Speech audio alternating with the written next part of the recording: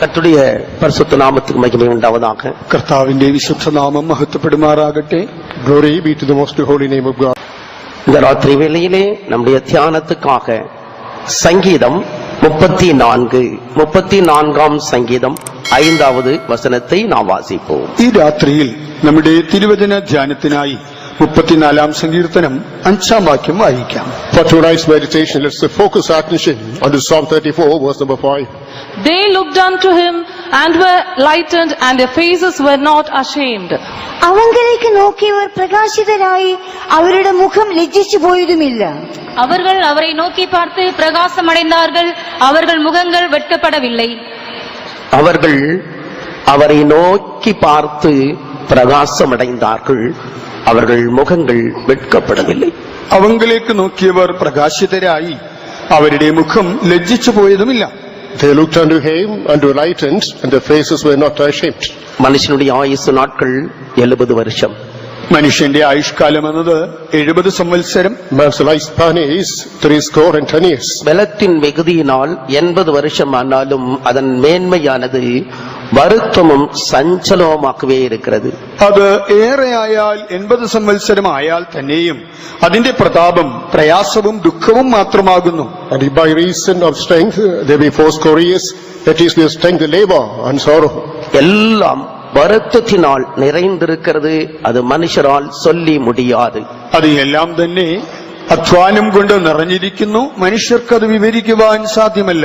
Everything is crammed with sorrow, man cannot describe the same. வருத்தமும் சஞ்சலமும் துக்கமும் பாடும் நிறைந்ததான இருள் சூழ்ந்த இந்த வாழ்க்கையிலே மனுஷன் தேவனை நோக்கி பார்க்கும் பொழுது அங்கே வெளிச்சம் உண்டாகிறது. വിഷമവും ദുഃഖവും സങ്കടവും നിറഞ്ഞതായ അന്ധകാര നിബിഡമായ ഈ ലോക ജീവിതത്തിൽ മനുഷ്യൻ ദൈവത്തെ നോക്കുമ്പോൾ അവിടെ പ്രകാശം കടന്നു വരുന്നു. This life that is enclosed, darkness, sorrows, affliction, challenges, as he looks unto God, behold, there is light and sweetness to him.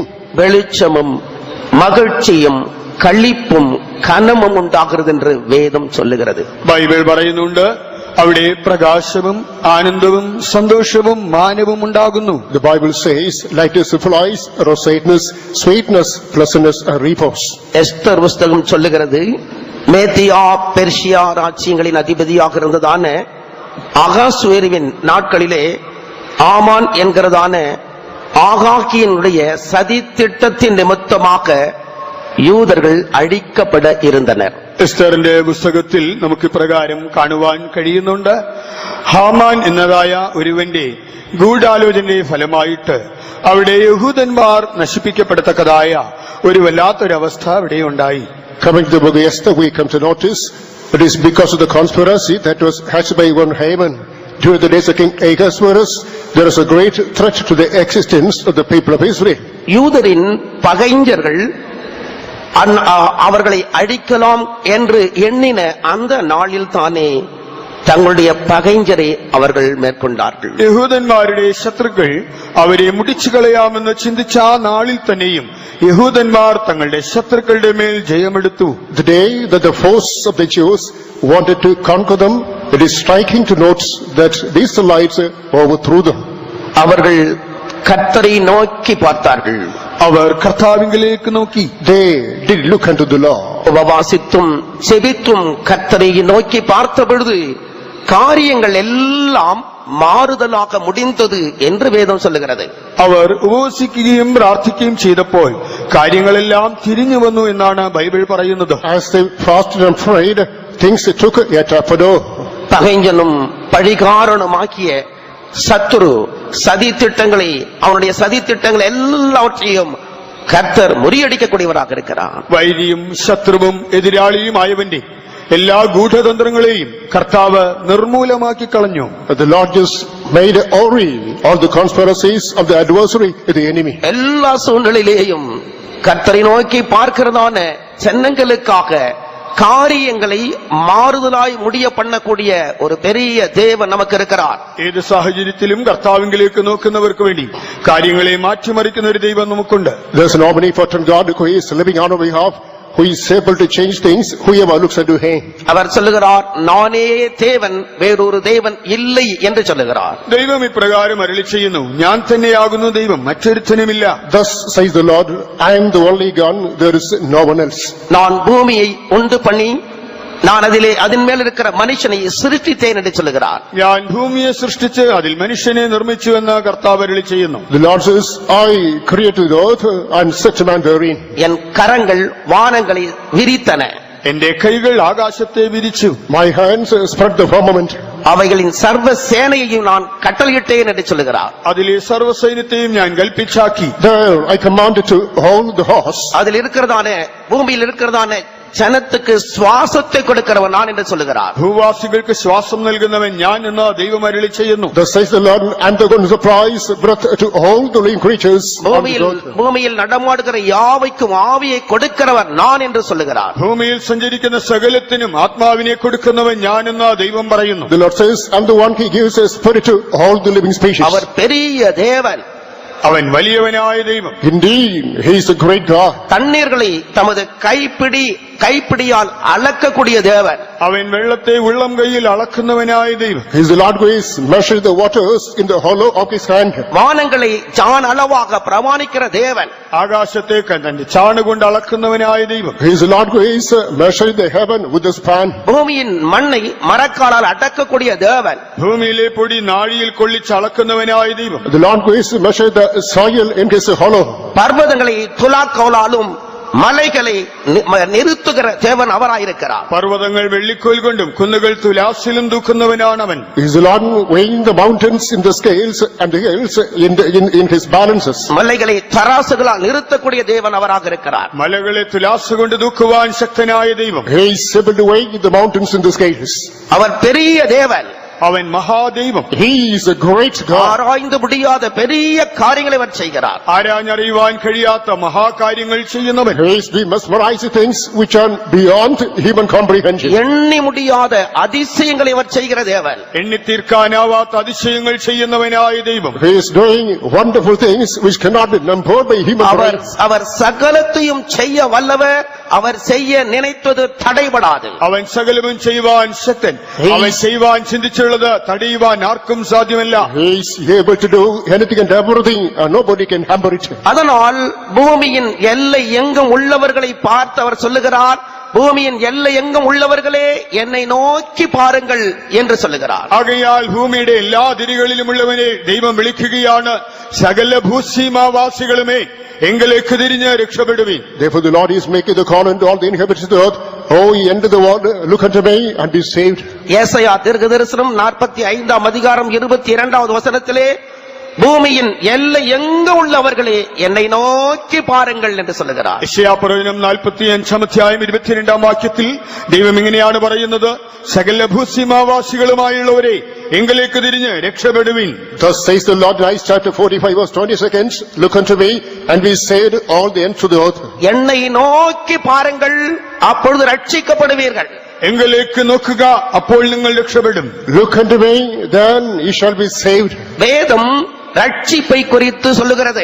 Bible രക്ഷയെക്കുറിച്ച് പ്രസ്താവിക്കുന്നു. The Bible proposes salvation. லூக்கா சுவிசேஷம் 1 அதிகாரம் 77 வசனத்தை நாம் வாசிக்கும் பொழுது, ലൂക്കോസ് എഴുതിയ സുവിശേഷം 1 അധ്യായം 77 വാക്യം നാം വായിച്ചാൽ, Coming to Luke's Gospel chapter 1 verse 77. நமது தேவனுடைய உருக்கமான இரக்கத்தினாலே அவருடைய ஜனத்துக்கு பாவ மன்னிப்பாகிய ரட்சிப்பை தெரியப்படுத்தவும் என்று நாம் படிக்கிறோம். നമ്മുടെ ദൈവത്തിന്റെ ആർദ്രകരുണയാൽ അവന്റെ ജനത്തിന് പാപമോചനത്തിൽ രക്ഷാപരിജ്ഞാനം നൽകേണ്ടതിന്, By the tender mercy of the Lord is willing to supply salvation and remission of the sins of man. தேவன் தம்முடைய உருக்கமான இரக்கத்தினாலே மனுக்குலத்துக்கு பாவ மன்னிப்பாகிய ரட்சிப்பை தெரியப்படுத்துகிறார். ദൈവം തന്റെ ആർദ്രകരുണയാൽ തന്റെ ജനത്തിന് പാപമോചനമെന്ന രക്ഷയെ വെളിപ്പെടുത്തുന്നു. By the tender mercy of God, the Lord is willing to give salvation to man. இங்கே குடியிருக்கிறதான அநேகரும் ரட்சிக்கப்பட்டதான தேவனுடைய பிள்ளைகளாக இருக்கிறீர்கள். ഇന്നിവിടെ കൂടി വന്നവരിൽ അനേകരും രക്ഷിക്കപ്പെട്ടതായ ദൈവമക്കളാണല്ലോ. The lions and sheep of this multitude got saved. என்றாலும் நம் மத்தியிலே ரட்சிக்கப்படாமல் புதிதாய் வந்திருக்கிறவர்கள் இருக்கிறார்கள். എങ്കിലും നമ്മുടെ മധ്യേ രക്ഷിക്കപ്പെടാത്തതായ നവാഗതരുണ്ട്. But there are many unsaved souls and new visitors. ரட்சிப்பு என்றதான வார்த்தையின் வார்த்தையின் பொருள் என்ன? രക്ഷ എന്ന വാക്കിന്റെ അർത്ഥം എന്താണ്? What's the meaning of the term salvation? ஒரு ஆடோ ஒரு மாடோ ஒரு குடியிலே விழுந்து விடுமானால் அது தாமாக ஏறி வர முடியாது. ഒരാടോ മാടോ കുഴിയിൽ വീണാൽ സ്വയമേവ കയറി വരുവാൻ അതിന് സാധ്യമല്ല. Suppose a goat or a bull falls into pits, all by itself it cannot come out. அப்படியே மனுஷனும் கூட சாத்தானின் சதி திட்டத்தினாலே பாவ குழியிலே விழுந்து விட்டார். അതുപോലെ മനുഷ്യനും സത്താന്റെ വഞ്ചനയാൽ പാപക്കുഴിയിലേക്ക് നിബന്ധിച്ചു. This because of the worldly nature of the devil, even man also plunged into the horrible pit of sin. மனுஷன் தன்னுடைய சொந்த முயற்சியினாலே பாவத்தை விட்டு வெளியே வர முடியாத நிலவரத்தில் இருக்கிறான். മനുഷ്യൻ തന്റെ സ്വന്തം പരിശ്രമത്താൽ പാപത്തിൽ നിന്ന് മുക്തനാകുവാൻ കഴിയാത്തവനായിരിക്കുന്നു. With his own effort, man cannot be rescued from this horrible pit of sin. வேதம் சொல்லுகிறது எல்லாரும் பாவம் செய்து தேவ மகிமையற்றவர்கள் ஆனார்கள் என்று. ബൈബിൾ പ്രകാരം പറയുന്നു എല്ലാവരും പാപം ചെയ്ത് ദൈവ തേജസ് ഇല്ലാത്തവരായി തീർന്നു. The Bible says all committed sin and have come short of the glory of God. பாவ குடியிலே கிடக்கிறதான மனுஷனை தூக்கி விட வேண்டுமானால் பாவமில்லாத ஒருவர் அங்கு வர வேண்டியதாக இருக்கிறது. പാപക്കുഴിയിൽ വീണ മനുഷ്യനെ ഉദ്ധരിച്ച് കരകയറ്റണമെങ്കിലോ പാപരഹിതനായ ഒരുവൻ തീർച്ചയായിട്ടും അവിടെ വരേണം. If this man who has fallen into this horrible pit of sin, in order to deliver him, a one without sin should come up. மனுஷன் பாவத்தில் அகப்பட்டு பாவக்குழியிலேயே கிடப்பானால் മനുഷ്യൻ പാപത്തിൽ കുടുങ്ങി പാപക്കുഴിയിൽ തന്നെ ആയിരിക്കുമെങ്കിലോ If man is entangled into this sin and continues there, பாவத்தின் சம்பளம் மரணம் என்று வேதம் சொல்லுகிறது. ബൈബിൾ വ്യക്തമായി പറയുന്നു പാപത്തിന്റെ ശമ്പളം മരണമത്രേ. in categorical terms, the Bible says the wages of sin is death. மரணம் என்ற வார்த்தை ஏதோ சரீரத்திலே பிரிந்து போகிற சரீர மரணத்தை குறித்து வேதம் அப்படி சொல்லவில்லை. മരണമെന്ന് പറയുമ്പോൾ ദേഹവിയോഗമാകുന്ന ശാരീരിക മരണത്തെ കുറിച്ചല്ല ബൈബിൾ പറയുന്നത്. Death simply does not indicate the physical departure. வேதம் ஆத்தும மரணத்தை குறித்து சொல்லுகிறது. ബൈബിൾ പറയുന്നത് ആത്മാവിന്റെ മരണത്തെ കുറിച്ചാണ്. The Bible speaks about the spiritual death. பாவமானது மனுஷனை தேவனை விட்டு பிரித்து நித்தியமாக அவனை மரணத்துக்குள்ளாக்கி விடுகிறது. പാപം മനുഷ്യനെ ദൈവത്തിൽ നിന്ന് വേർപെടുത്തുകയും അവനെ നിത്യനിത്യമായി മരണത്തിന് അധീനനാക്കുകയും ചെയ്യുന്നു. Sin drives man out of the presence of God, whereby he is entangled under the clutches of death. அவனுடைய முடிவு நித்தியத்திலே அக்கினி கடல் என்று வேதம் சொல்லுகிறது. അവന്റെ അവസാനം നിത്യതയിൽ തീപ്പൊയ്ക എന്ന ബൈബിൾ പറയുന്നു. In the biblical language, his end in eternity is lake of fire. அக்கினி கடல் என்று சொல்வது மனுஷனுக்காக உண்டாக்கப்பட்ட ஒன்றல்ல, அது பிசாசுக்காகவும் அவருடைய தூதர்களுக்காக உண்டாக்கப்பட்டதாக இருக்கிறது. ഈ തീപ്പൊയ്ക നിർമ്മിക്കപ്പെട്ടിരിക്കുന്നത് ഒരിക്കലും മനുഷ്യന് വേണ്ടിയല്ല, പ്രത്യുത പിശാചിനും തന്റെ ദൂതന്മാർക്കും വേണ്ടി മാത്രമായിരുന്നു. The sea of fire was not made for man, rather than it was made for the fallen angel and his followers. மனுஷன் பாவத்திலே ஜீவித்து பாவத்திலே இருந்து அப்படியே அப்படிப்பட்டதான மரணத்துக்குள்ளாகி நித்திய அக்கினிக்குள் போவதை தேவன் விரும்பவில்லை. മനുഷ്യൻ പാപം ചെയ്ത് അതിൽ ജീവിച്ച് അതിൽ തുടർന്ന് ഒടുവിൽ നിത്യനരകത്തിൽ പോവുക എന്നുള്ളത് ദൈവത്തിന് ഒരിക്കലും ഇഷ്ടമുള്ള കാര്യമേ അല്ല. God is never delighted in the process in which man is born in sin, continues in sin, and ends in sin, and finally goes back to everlasting lake of fire. தேவன் கிருபையிலே ஐஸ்வர்யமுள்ளவராக, இரக்கத்தில் ஐஸ்வர்யமுள்ளவராக இருக்கிறார். ദൈവം കൃപാസമൃദ്ധിയുള്ളവനായി കരുണാസമ്പന്നനായിരിക്കുന്നു. God is rich in mercy, prosperous in kindness. அழிந்து போகிற பாவக்குடியிலே இருந்து அழிவுக்கு நேராக போகிறதான் ஒவ்வொரு ஆத்துமாவுக்காகவும் அவர் மனதுருக்கம் உள்ள தேவனாக இருக்கிறார். വിനാശകരമായ പാപക്കുഴിയിൽ വീണ് നിത്യനാശത്തിലേക്ക് പോകുന്ന ഓരോ മനുഷ്യനെയും ഓർത്ത് ദൈവമിത ആർദ്ര കരുണയുള്ളവനായിരിക്കുന്നു. Behold, the Lord is full of compassion concerning the man who has fallen into the pit of sin and moving into everlasting catastrophe. அவருடைய அன்பின் நிமித்தமாக தான் தம்முடைய ஒரே பேரான குமாரனாகிய இயேசு கிறிஸ்துவை இந்த உலகத்துக்கு அவர் அனுப்பினார். തന്റെ ആ മഹാസ്നേഹം നിമിത്തമാണ് തന്റെ ഏകജാതനായ യേശു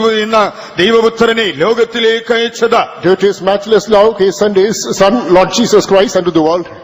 தம்முடைய ஒரே பேரான குமாரனை விசுவாசிக்கிறவன் எவனோ அவன் கெட்டு போகாமல் நித்திய ஜீவனை அடையும்படிக்கு அவரை தந்தருளி இவ்வளவாக தேவன் உலகத்தில் அன்பு கூர்ந்திருக்கிறார். തന്റെ ഏകജാതനായ പുത്രനിൽ വിശ്വസിക്കുന്നവനും നശിച്ചു പോകാതെ നിത്യജീവൻ പ്രാപിക്കേണ്ടതിന് അവനെ നൽകുവാൻ തക്കവണ്ണം ദൈവം ലോകത്തെ ഇത്രത്തോളം സ്നേഹിച്ചു.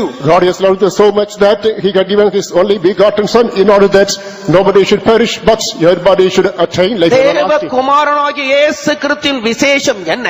ദൈവപുത്രനായ യേശുവിന്റെ സവിശേഷത എന്ത്? What's the greatness of Lord Jesus Christ, the Son of God? அவர் பரிசுத்தர். അവൻ പരിശുദ്ധൻ. He is holy. அவர் பாவம் அறியாதவர். താൻ പാപം അറിഞ്ഞിട്ടില്ലാത്തവൻ. He didn't know sin. அவர் பாவம் செய்யாதவர். താൻ പാപം ചെയ്തിട്ടില്ലാത്തവൻ. He didn't do sin. அவருக்குள் பாவம் இல்லை. തന്നിൽ പാപമില്ല. There was no sin in him. முழு மனக்குழும பாவ பயங்கரமான குடியிலே விழுந்து கிடக்கிற வேளையிலே தூக்கி எடுக்கக்கூடிய ஒரு நபர் இருக்குமானால் தேவன் அனுப்பி தந்ததான அவருடைய குமாரனாகிய இயேசுவை அல்லாமல் വേറൊരു നബർ ഇല്ലവേ ഇല്ല. മുഴുവനാശയും വിനാശകരമായ പാപക്കുഴിയിൽ വീണ് കിടക്കുമ്പോൾ അതിൽ നിന്ന് അവനെ ഉദ്ധരിക്കുവാൻ കഴിയുന്നവൻ ഒരുവനുണ്ടെങ്കിൽ അത് ദൈവം അയച്ചതായ ദൈവപുത്രനായ കർത്താവായ യേശുവല്ലാതെ മറ്റാരുമേ അല്ല.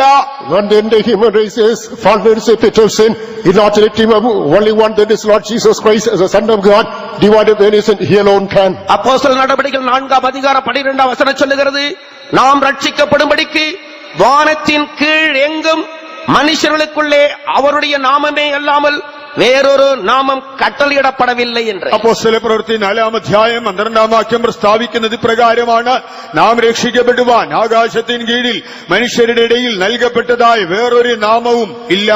Coming to the Acts of the Apostles, chapter 4, verse number 12, neither is there salvation any other, nor there is none other name under the heaven given among men whereby we must be saved. பூமியின் எல்லை எங்க உள்ளவர்களே என்னை நோக்கி பாருங்கள், ரட்சிக்கப்படுவீர்கள். സകല ഭൂസീമാവാസികളുമായുള്ളവരെ എങ്കിലേക്ക് തിരിഞ്ഞ് രക്ഷപ്പെടുവീൻ. All them to the world, look unto me, then be saved. இந்த ரட்சிப்பை பெற்றுக் கொள்ளும்படியாக വേദം അഴകാന വഴിയെ നമുക്ക് ചൊല്ലുகிறது. ഇതാ ഈ രക്ഷയെ പ്രാപിക്കേണ്ടതിന് വളരെ സുന്ദരമായ ഒരു വഴി ബൈബിൾ നമുക്ക് ചൂണ്ടിക്കാണിക്കുന്നു. Not to want this salvation, the Bible prescribes beautiful ways. கர்த்தராகிய இயேசுவை நீ உன் வாயினால் அறிக்கையிட்டு தேவன் அவரை மரித்தோரிலிருந்து எழுப்பினார் என்று உன் இருதயத்தில் വിശ്വാസിപ്പായാൽ രക്ഷിക്കപ്പെടുവാய். കർത്താവായ യേശുക്രിസ്തുവിനെ നിന്റെ വായ് കൊണ്ട് നീ ഏറ്റുപറഞ്ഞ ദൈവം തന്നെ മരിച്ചവരുടെ ഇടയിൽ നിന്ന് ഉയർപ്പിച്ചു എന്ന ഹൃദയം കൊണ്ട് വിശ്വസിച്ചാൽ നീ രക്ഷിക്കപ്പെടും. You must believe Lord Jesus Christ that the Heavenly Father raised him from the dead in your heart, and just confess the same unto him, then he shall be saved. மனுஷனுடைய பாவங்களுக்காக ஒப்பு கொடுக்கப்பட்டவர் தேவகுமாரனாகிய இயேசு கிறிஸ்து. മനുഷ്യന്റെ പാപങ്ങൾക്കായി ഏൽപ്പിക്കപ്പെട്ടവൻ ദൈവപുത്രനായ യേശുക്രിസ്തു. Lord Jesus Christ, the Son of Man, was offered for the sins of mankind. அவர் எவ்விதத்திலே 10,000ங்களிலும் சிறந்தவர் என்கிறது நாம் சற்று நேரத்துக்கு முன்பாக கேட்டோம். താൻ ഏതു വിധേന 10,000ങ്ങളിൽ അതിശ്രേഷ്ഠനെന്ന അല്പം മുമ്പേ നാം ശ്രമിച്ചുവല്ലോ. A short while ago, we listened to the fact that he is the chiefest of 10,000s. அவரிலிருந்து வெளிப்பட்டதான் அன்பு, அவருடைய தயவு இரக்கங்கள் அவ்வளவாக விசேஷித்தவைகளாக இருக்கிறது. അവനിൽ നിന്ന് വെളിപ്പെട്ടതായ സ്നേഹം, തന്റെ ദയാ കരുണ അത്രമാത്രം സവിശേഷമായത്. The love that emanated from him, the mercy and understanding that came out of him, so wonderful, inenarrable. என்னுடைய பாவங்களுக்காக அவர் ஒப்பு கொடுக்கப்பட்டார் என்று விசுவாசித்து கல்வாரி சிலுவையிலே நம் பாவங்கள் நிமித்தமாய் அவர் பட்ட வேதனை எண்ணி மனம் கசந்தால், എന്റെ പാപങ്ങൾക്കായി കർത്താവായ യേശു ഏൽപ്പിക്കപ്പെട്ടു എന്ന് വിശ്വസിച്ച നമ്മുടെ കാൽവറിയിൽ കർത്താവായ യേശുവിന്റെ പാപങ്ങൾക്കായി മരിച്ചുവെന്ന് നാം മനസ്സിലാക്കി വളരെ കൈപ്പോടെ നാം ആയിരുന്നാൽ, If you just feel in your hearts, Lord Jesus Christ sacrificed on the cross of Calvary, it is because of my sins, with all penitence and regrets, if we just confess them unto him. மெய் மனத்தாபத்தோடு கண்ணீரோடு அவரிடத்திலே பாவங்களை எடுத்து அவரிடத்திலே சொன்னார், യഥാർത്ഥമായ അനുതാപത്തോടും കണ്ണുനീരോടും പാപങ്ങൾ തന്നോട് നാം അറിയിച്ചാൽ, With the real spirit and regrets and tears, if we confess our sins unto him, இன்றைக்கு கூட அவர் பாவங்களை மன்னிக்க கூடியவராக இருக்கிறார். ഇന്നും പാപങ്ങളെ മോചിക്കുവാൻ താൻ ശക്തനായിരിക്കുന്നു. even tonight, he is all sufficient to forgive all பாவ your sins. மன்னிப்பாகி ரட்சிப்பு அருளுகிறதான இயேசு இந்த ராத்திரி வேளை நம்மத்திலே நடந்து கொண்டிருக்கிறார். പാപമോചനം എന്ന രക്ഷ നൽകുന്നവനായി കർത്താവായ യേശുദാ ഇന്ന് ഈ രാത്രി വേളയിലും നമ്മുടെ മധ്യേ നടകൊള്ളുന്നു. Lord Jesus Christ, there is Savior, who is able to supply remission of his sins, we know it right now. பாவ மன்னிப்பை பெற்ற சங்கீதக்காரன் 32ஆம் சங்கீதத்தில் இப்படி சொல்லுகிறார், പാപക്ഷമ പ്രാപിച്ചതായ സങ്കീർത്തനക്കാരൻ 32-ാം സങ്കീർത്തനത്തിൽ പ്രകാരം പറയുന്നു. Psalmist who got remission of his sins in Psalm 32 makes his confession. 5 7 வரை நாம் வாசிப்போமானால், நான் என் அக்கிரமத்தை மறைக்காமல் என் பாவத்தை உமக்கு அறிவித்தேன். 5 മുതൽ 7 വരെ വായിക്കുമ്പോൾ ഞാൻ എന്റെ പാപം നിന്നോട് അറിയിച്ചു, എന്റെ അകൃത്യം മറച്ചതുമില്ല. Verses 5 to 7, I acknowledged my sin unto thee, and my iniquity have I not hidden. என் மீறுதல்களை கர்த்தருக்கு அறிக்கையிடுவேன் என்றேன், தேவரீர் என் பாவத்தின் தோஷத்தை மன்னித்தீர் என்று சொல்லுகிறார். എന്റെ ലംഘനങ്ങളെ യഹോവയോട് ഏറ്റുപറയുമെന്ന് ഞാൻ പറഞ്ഞു.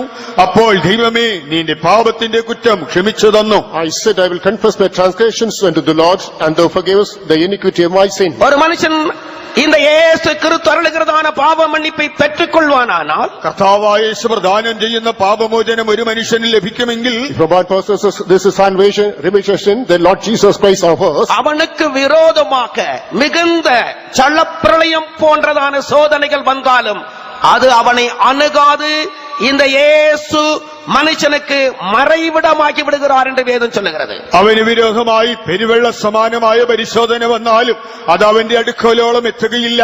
അവന് യേശുവിന് മറവിടമെന്ന സങ്കീർത്തനക്കാരൻ പറയുന്നു. even though trials like floods of deluge come against him, they will not hamper him, rather the Lord shall become an asylum to him. இன்று இயேசுவை அறியாமல் இங்கு வந்திருக்கிறதான அருமையான சகோதர சகோதரிகளுக்கு நாங்கள் சொல்லுகிறோம், യേശുവിനെ അറിയാത്തവരായി ഇവിടെ വന്നിട്ടുള്ള ഞങ്ങളുടെ പ്രിയ സഹോദരന്മാരോട് സഹോദരിമാരോട് ഞങ്ങൾ ഇപ്പോൾ പറയട്ടെ, Let us tell the beloved brothers and sisters who have not known Lord Jesus Christ and have come here. நீங்கள் எவ்வளவோ பிரச்சனைகளோடு பாரங்களோடு மட்டுமல்ல உங்களை பின்தொடர்ந்து வருகிறதான அடுத்தடுத்து வருகிற சோதனைகள் நிமித்தமாய் சோர்ந்து இங்கு வந்திருக்கலாம். നിങ്ങൾ എത്രയോ പ്രശ്നങ്ങളോടെ ഭാരങ്ങളോടെ നിങ്ങളെ വിടാതെ പിന്തുടരുന്ന അല്ല സമാനമായ പരിശോധനയോടുകൂടി ആയിരിക്കാം ഇവിടെ വന്നിരിക്കുന്നത്. Due to trouble, due to burden, due to sorrows, sufferings, and bogies of challenges, you might have been troubled and be here. இன்றைக்கு இந்த இயேசுவுக்கு உங்களுடைய வாழ்க்கையிலே கொஞ்சம் இடம் கொடுத்து பாருங்கள்.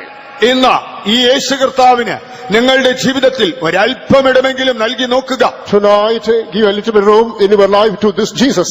நாங்கள் சொல்லுகிறதான இந்த வார்த்தைகள் மனுஷனுடைய வார்த்தைகள் அல்ல, பரலோகத்தின் தேவனுடைய வார்த்தைகளை நாங்கள் உங்களுக்கு அறிவிக்கிறோம். ഞങ്ങൾ ഇപ്പോൾ അറിയിക്കുന്നത് വെറും മാനുഷിക വാക്കുകളല്ല, സ്വർഗത്തിലെ ദൈവത്തിന്റെ വാക്കുകളത്രേ ഞങ്ങൾ എടുത്ത് നിങ്ങളോട് പറയുന്നത്. We are not proclaiming human words, rather they are the counsels of heavenly God.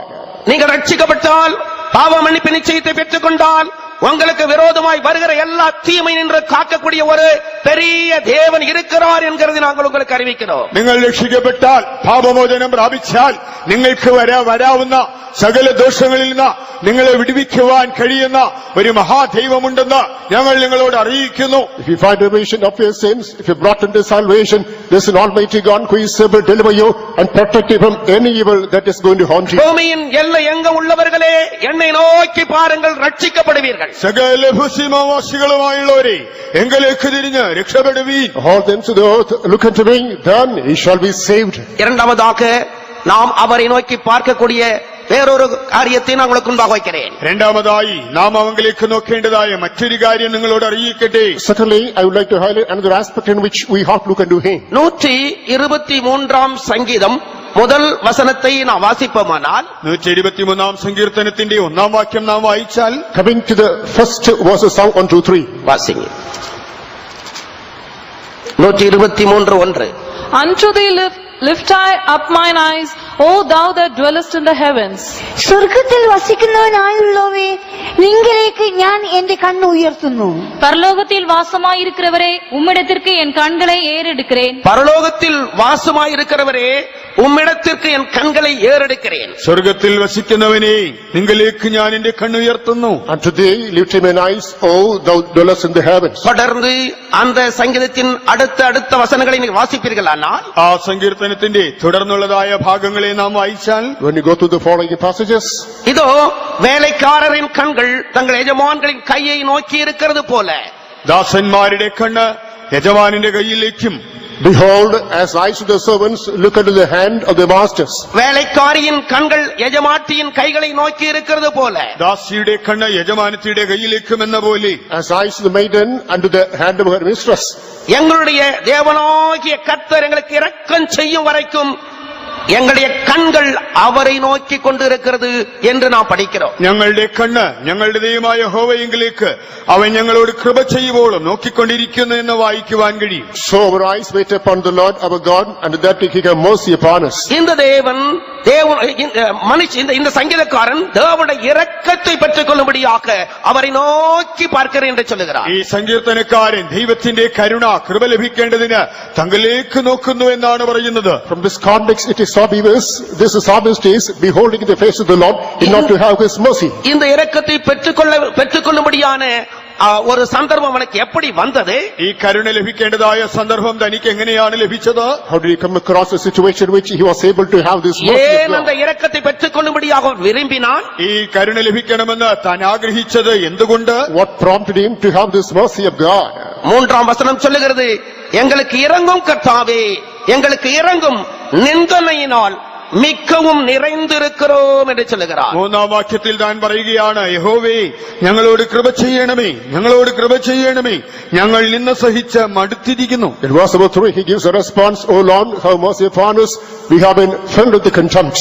வேறொரு இடத்தில் சொல்லுகிறான், நிந்தை என் இருதயத்தை பிளந்தது என்று சொல்லுகிறார். വേറൊരു ഭാഗത്ത് ഇങ്ങനെയാണ് പറയുന്നത്, നിന്ന എന്റെ ഹൃദയത്തെ തകർത്തു. Also he says that this reproach tore my heart. மட்டுமல்ல, மூடனுடைய நிந்தைக்கு நிந்தனைகளுக்கு என்னை ஒப்புக்கொடாதிரும் என்று கெஞ்சுகிறார். അത് മാത്രമല്ല, ഭോഷന്മാരുടെ നിന്ദയ്ക്കായി എന്നെ ഏൽപ്പിക്കരുതേ എന്ന് കേണപേക്ഷിക്കുന്നു. Then further he beckons God, do not give me, yield me unto the scorning and vilification of the whole. நிந்தைகள் நீங்கும்படியாக தேவனுடைய இரக்கம் மனுஷனுக்கு தேவையாக இருக்கிறது. നിന്ദകൾ നീങ്ങേണ്ടതിന് ദൈവത്തിന്റെ കരുണ മനുഷ്യന് ആവശ്യം. Man needs to have the mercy of God to be free from the clutches of contempt. இரக்கத்தை பெற்ற தேவனை நோக்கி பார்த்து இரக்கத்தை பெற்று நிந்தை நீக்கப்பட்ட சிலரை நான் இப்பொழுது உங்களுக்கு முன்பாக வைக்கிறேன். ദൈവത്തിങ്കിലേക്ക് നോക്കി കൃപ പ്രാപിച്ച് നിന്ന നീക്കപ്പെട്ടതായ ചിലരെ ഇപ്പോൾ നിങ്ങളുടെ മുൻപാകെ ഞാൻ വയ്ക്കട്ടെ. I would like to introduce some personalities who looked into the face of the Lord and were exempted from the contempt. ஆதியாகமம் 30ஆம் அதிகாரம் 22 24 வரை வாசிப்போமானால், ഉൽപ്പത്തി 30ആം അധ്യായം 22 മുതൽ 24 വരെ നാം വായിച്ചാൽ, தேவன் ராகேலை நினைத்தருளினார் என்று நாம் படிக்கிறோம். ദൈവം റാഹേലിനെ ഓർത്തു. Book of Jeremiah chapter 30 verses 20 to 24 we read, God remembered Rachel. தேவன் அவளுக்கு செவி கொடுத்து கற்பம் தரிக்கும்படியாக செய்தார், தேவன் என் நிந்தையை நீக்கிவிட்டார் என்று சொல்லி அவளுக்கு பிறந்ததான மகனுக்கு யோசேப்பு என்று பெயரிட்டார். അവളുടെ പ്രാർത്ഥന അപേക്ഷ ദൈവം കേട്ട് അവൾക്ക് ഒരു മകനെ നൽകി. ദൈവം എന്നെ നിന്ന നീക്കിക്കളഞ്ഞിരിക്കുന്നെന്ന് പറഞ്ഞ് അവൾ മകന് യോസേഫ് എന്ന പേരിട്ടു. She says, the Lord listened to my prayer, the Lord removed my despise, therefore the Lord gave me a son, therefore he was named Joseph. அநேகர் இந்த கூட்டத்தில் அப்படிப்பட்டதான ஆசீர்வாதத்துக்காக ஏங்கினவர்களாக கடந்து வந்திருக்க கூடும். ഈ വിധമായ ഒരു അനുഗ്രഹത്തിന് വേണ്ടി വളരെ ഞരങ്ങി ആഗ്രഹിച്ചു കാത്ത അനേകർ ഇവിടെ വന്നിരിക്കാം. Perhaps in this congregation many may be attending this meeting with a pending not of that desire. மற்றவருடைய நிந்தை நிமித்தமாக வேதனையோடு துக்கத்தோடு இந்த இயேசு வண்டியிலே நீங்கள் தேடி வந்திருக்க கூடும். മറ്റുള്ളവരുടെ നിമിത്തമായി വേദനയോടും ദുഃഖത്തോടും ഈ കർത്താവായ യേശുവിനെ തേടി നിങ്ങൾ വന്നിരിക്കാം. Due to reproach of others, sometimes you might have come to the presence of God seeking his divine sustenance. சங்கீதக்காரன் சொல்லுகிறது போல, எங்களுக்கு இறங்கு கர்த்தாவே, எங்களுக்கு இறங்கு, நாங்கள் நிந்தையினால் நிறைந்திருக்கிறோம், எங்களுடைய கண்கள் உம்மை நோக்கி இருக்கிறது என்று சொல்லுகிறது போல, இன்றைக்கு நீங்களுடைய கண்களை ஏறெடுத்து அவரை பார்ப்பீர்களானால்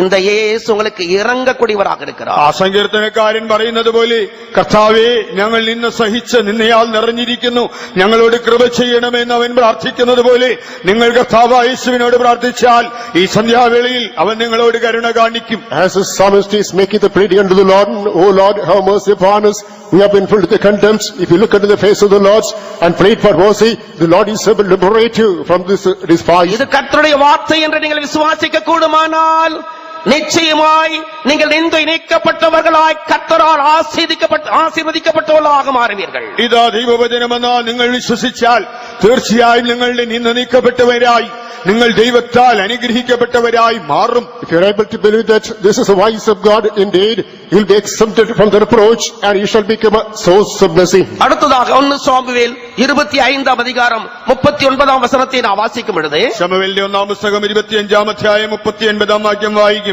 Coming to 1 Samuel chapter 25 verse 39. தாவீது சொல்லுகிறான், என் நிந்தையின் வழக்கை நாபாலிடத்தில் விசாரித்ததான தேவனுக்கு ஸ்தோத்திரம் என்று சொல்லுகிறார். അവിടെ ദാവീദ് ഇങ്ങനെയാണ് പറയുന്നത്, എന്നെ നിന്ദിച്ചതായ നാബാലിനോട് വ്യവഹരിച്ച് എന്നെ നിന്ദിച്ചതായ ദൈവത്തിന് സ്തോത്രം. David says that he thanks God, telling that the Lord asked according to the reproach unto Nabal. தாவீது எவ்வளவோ நன்மைகளை செய்திருந்தும் கூட നാബാലുക്ക് அதை വിളങ്ങിக் കൊള്ള முடியாமல் போயிற்று. ദാവീദ് തനിക്ക് എത്രയോ നന്മകൾ ചെയ്തിട്ടും നാബാൽ അതൊന്നും മനസ്സിലാക്കാത്തവനായി. Although David did plant the benefits of Nabal, he was not able to understand the same. நன்மைக்கு பதிலாக இந்த நாபால் தாவீதை நிந்தித்தான், தாவீதின் மனுஷரை ദൂഷിத்தான். ദാവീദ് ചെയ്തതായ നന്മയ്ക്ക് പകരമായി ഈ നാബാൽ ദാവീദിനെ നിന്ദിച്ച് ദാവീദിന്റെ അടുക്കൽ നിന്ന് ചെന്നതായ പുരുഷന്മാരെ ദുഷിച്ചു. In the place of benefits done by David, this Nabal despised him. தாவீதை தேவன் உணர்த்தினபடியினாலே இந்த நாபாலுக்கு தீங்கு செய்யாதபடி, பழி வாங்காதபடி அவன் விலகி விட்டான். ദാവീദിനെ ദൈവം ഉണർത്തിയത് കൊണ്ട് അവൻ നാബാലിനോട് പ്രതികാരം ചെയ്യുകയോ ദോഷം ചെയ്യുകയോ ചെയ്യാതെ അതിൽ നിന്ന് അകന്നു മാറി. As God importuned David, he did not become vindictive, he did not take vengeance upon Nabal. 10 நாளுக்கு பிறகு இந்த நாபால் வாதிக்கப்பட்டவனாய் செத்து போனான் என்று அவன் கேள்விப்பட்டான். 10 ദിവസത്തിന് ശേഷമായി നാബാലിനെ ഹോവ ബാധിച്ചു, അവൻ മരിച്ചുപോയി എന്ന് ദാവീദ് കേട്ടു. It is brought to the knowledge of David that this Nabal had been afflicted with the ailments and he passed away. கர்த்தர் சொல்லுகிறார், பழி வாங்குதல் எனக்குரியது, நானே பதில் செய்வேன், நீங்கள் என்னிடத்திலே விட்டு விடுங்கள் என்று அவர் சொல்லுகிறார். ദൈവം ഇപ്രകാരം പറയുന്നു, പ്രതികാരം എനിക്കുള്ളത്, ഞാൻ പകരം ചെയ്യും, നിങ്ങൾ അത് എങ്കിലേക്ക് ഏൽപ്പിക്കുക. The Lord says, vengeance is mine, I love avenge, therefore look unto me. ரட்சிக்கப்பட்டதான அருமையான தேவனுடைய ஜனங்களே, கர்த்தரால் உங்களுடைய நிந்தையை நீக்க முடியும் என்று வேதம் சொல்லுகிறது. രക്ഷിക്കപ്പെട്ടതായ ദൈവമക്കളെ, നിങ്ങളുടെ നിന്ദകളെ മാറ്റുവാൻ കർത്താവിന് കഴിയുമെന്ന് ബൈബിൾ പറയുന്നു. About saving the people of God, the Bible promises the Lord is able to deliver you from your reproach. நீங்களும் பல விதத்திலே நன்மைக்கு பதிலாக தீமையை அனுபவித்தவர்களாக, அவர்களால் நிந்திக்கப்பட்டவர்களாக, சோர்வுற்றவர்களாக வந்திருக்கலாம். പല വിധത്തിൽ നിങ്ങൾ നന്മ ചെയ്തിട്ടും അവരിൽ നിന്ന് നിന്നയെന്ന് ഏറ്റവരായിട്ട് ദോഷം അനുഭവിച്ചവരായി നിങ്ങൾ മനസ്സ് ക്ഷീണിച്ചവരായി ഇവിടെ വന്നിരിക്കാം. Even though on your part you rendered benevolent service to others, instead they just did evil things against you. You might be trodden, you might be frustrated and come to the presence of God right now. நிந்தையின் வழக்கை விசாரிக்கக்கூடிய ஒரு தேவன் இருக்கிறார். നമ്മുടെ നിന്നയുടെ വ്യവഹാരത്തെ നോക്കുന്നവനായൊരു ദൈവമുണ്ട്. There's a lot of ways looking after the dispute and reproach. நீங்கள் செய்ய வேண்டிய ஒரே காரியம், அவரை நோக்கி பார்த்து உங்களுடைய வழக்கை அவரிடத்திலே விட்டுவிட்டால் மாத்திரம் போதும். നിങ്ങൾ ചെയ്യേണ്ടതായ ഒരേ ഒരു കാര്യമേ ഉള്ളൂ, നിങ്ങളുടെ വ്യവഹാരം കർത്താവിനെ ഏൽപ്പിച്ച് അവങ്കിലേക്ക് നോക്കിയാൽ മതി. On your part is simply do one thing, just commit your dispute unto the Lord and look unto him. அவர் உங்களுக்கு இளைப்பாறுதலை கொடுப்பார்.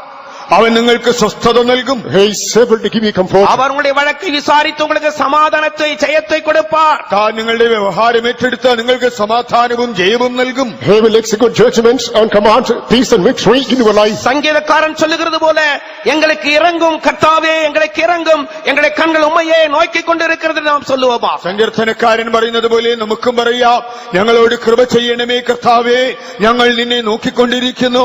Let's also repeat the supplication of David. Oh Lord, have mercy upon us. We are looking unto you. பெலிஸ்தீனாகிய Goliath ஒரு சந்தர்ப்பத்தில் இஸ்ரவேலுடைய ராணுவத்தை நிந்தித்தார். ഫിലിസ്തീനായ ഗൊല്യാത്ത് ഒരു സന്ദർഭത്തിൽ Israel സേനയെ നിന്ദിച്ചു.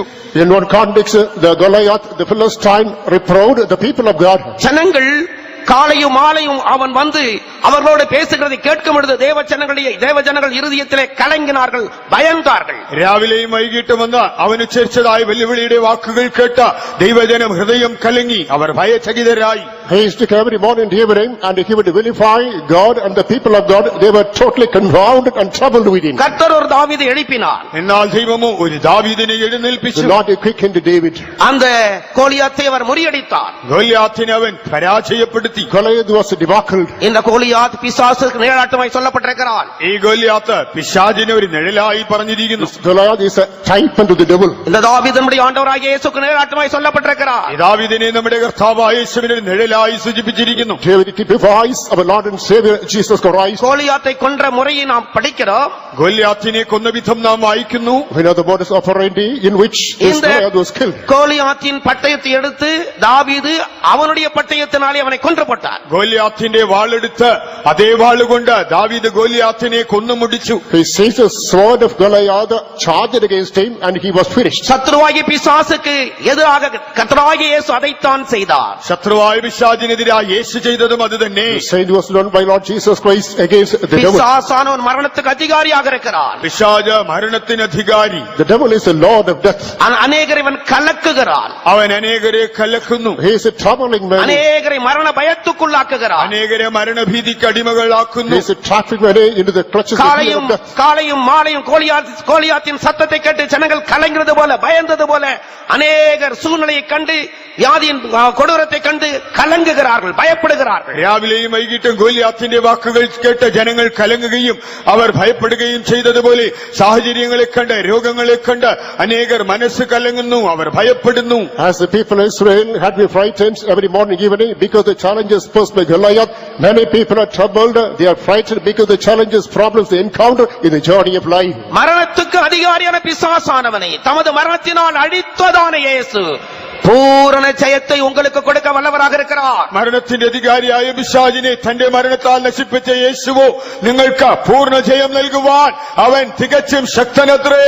Lord Jesus Christ abolished, destroyed devil who is the Lord of death. He is able to command victory in your death. சத்துருவின் நிந்தைகளுக்கு விலக்கி காக்கக்கூடிய சர்வ வல்லமையுள்ள தேவன் நம்மத்தில் இருக்கிறார். ശത്രുവിനെ നിന്നയിൽ നിന്ന് വിടുവിച്ച് കാക്കുവാൻ കഴിയുന്ന സർവശക്തനായ ദൈവം ഇന്ന് നമ്മുടെ മധ്യേ ഉണ്ട്. There's an almighty God who is moving in our midst right now.